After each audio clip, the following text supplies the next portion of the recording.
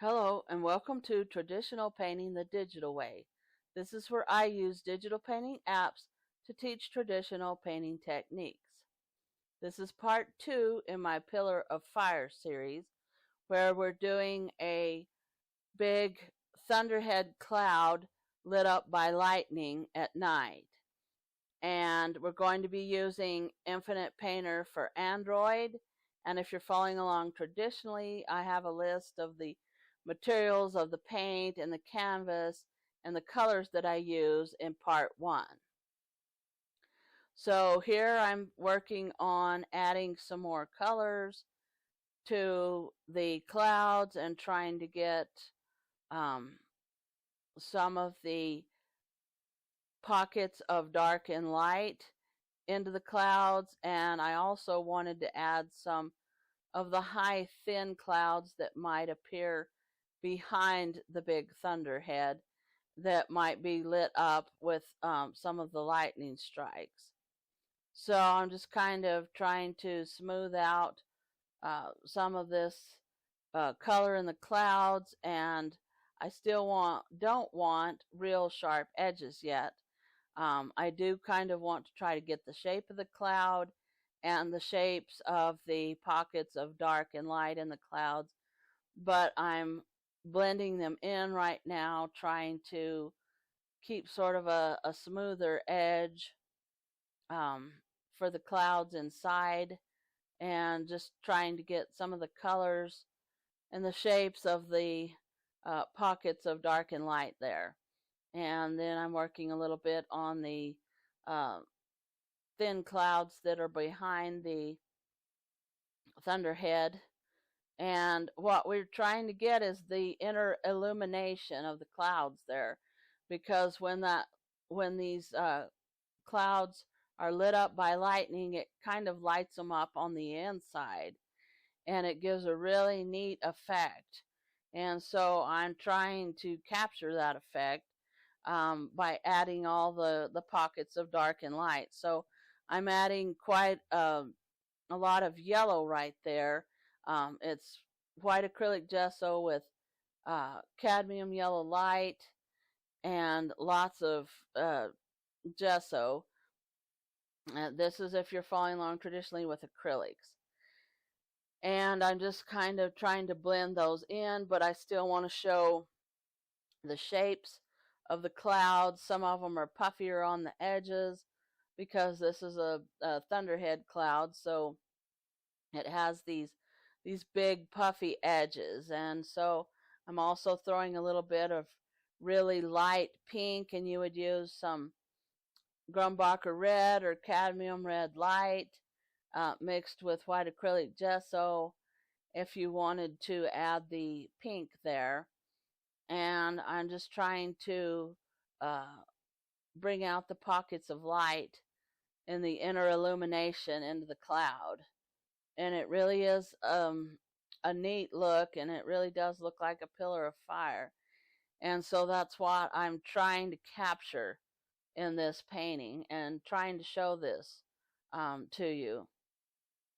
And so I'm adding a little bit more along the edges, some more of that really light yellow color, and I'll also add a little bit of some light peach later on, because sometimes the clouds are lit up sort of orangey too. It just sort of depends. Sometimes they're bright yellow, sometimes they really look red, or not red, but light pink and or light peach.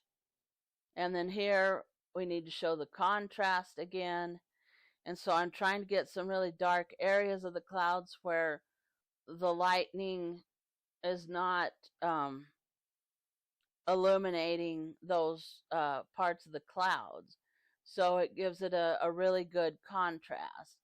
So you can use ultramarine blue with some burnt sienna and a little touch of white acrylic gesso to kind of give you those dark clouds if you're following along with your acrylics. And so I'm just trying to kind of blend those in again. We don't want sharp edges. We want a little bit of an edge, but we don't want a big sharp edge. We want to blend in, especially on the bottom of the puffy part of the clouds. We want to blend those in with the clouds below them, and just kind of give the the look of layers on the clouds. And so I'm working a little bit on the bottom of it.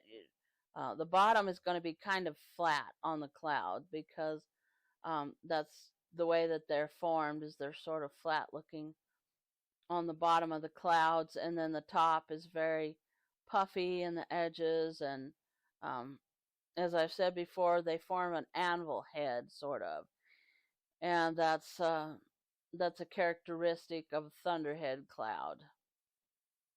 And so here I'm adding a little bit of some middle ground to purple, and you can use dioxazine purple with white acrylic gesso if you're following along traditionally, and you can use your filbert brush. It will work really well to make these um, puffy look of the clouds. You can also use your number 3 round brush if you're following along traditionally, to make some of the edges on the puffy parts of the clouds.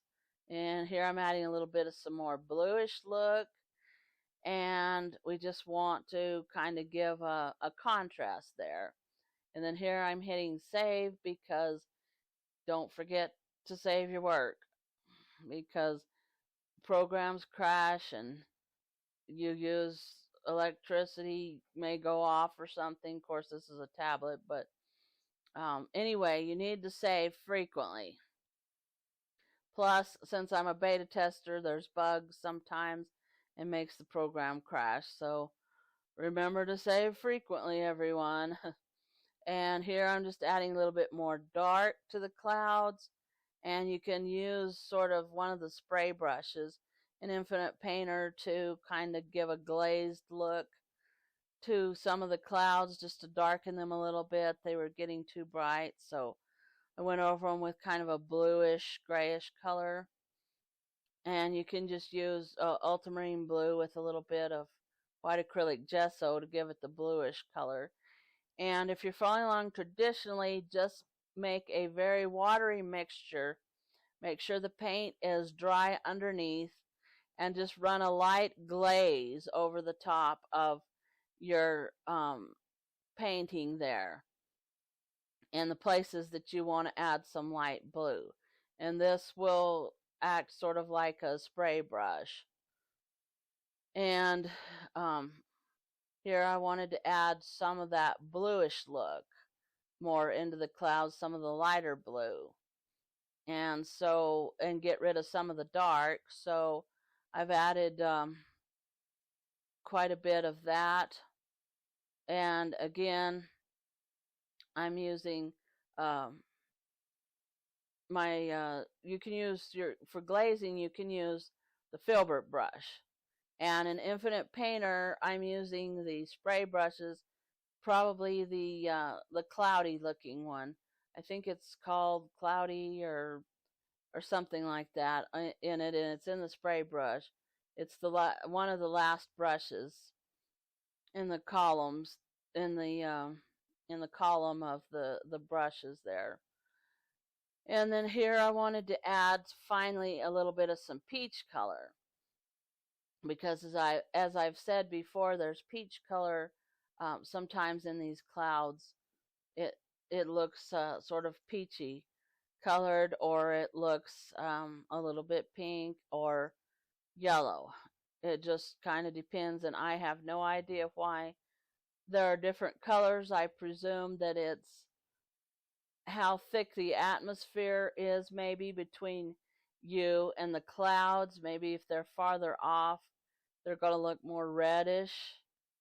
So anyway, just go ahead and add those colors into the cloud, because it shows a really good contrast. So this is the end of part 2 of my Pillar of Fire series. In part 3, we're going to keep working more on the clouds and just keep on refining it. So If you want to watch that, hit the subscribe button. And thanks everybody for watching. Thank you so much for your support. If you have any questions, just leave them in the comments down below, and I will catch you later.